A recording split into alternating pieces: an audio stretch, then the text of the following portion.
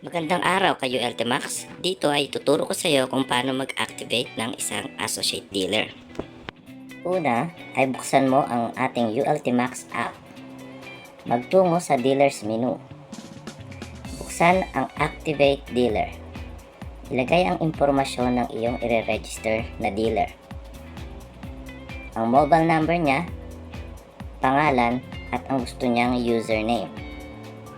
Siguraduhin na walang kapareha ang kanyang username.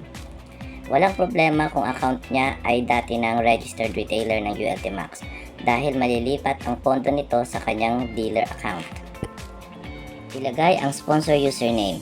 Ito ay ang username na makaka-receive ng direct referral incentive. Ilagay ang placement username. Ito ay ang account kung saan mo gusto na maidugtong ang iyong i-register para sa iyong genealogy. Mag-login lang sa ating website na www.ultimax.com.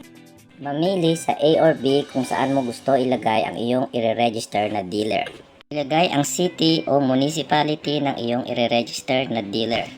Ilagay ang activation code na mabibili sa pinakamalapit na mobile outlet, loading stockist, city stockist, or mega center.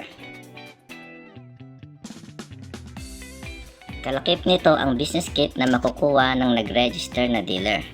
Pagkatapos ay isend. Ito ay mapupunta sa iyong SMS write message patungo sa gateway ng ating Ultimax. Pagkatapos ay makakatanggap ka ng notification na na-register mo na ang iyong dealer.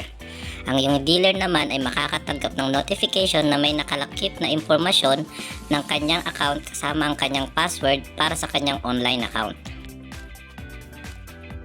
Makakatanggap ka din ng notification ng iyong commission. Ayan, alam mo na mag-register kay Ultimax. Tara na at kumita sa Ultimax.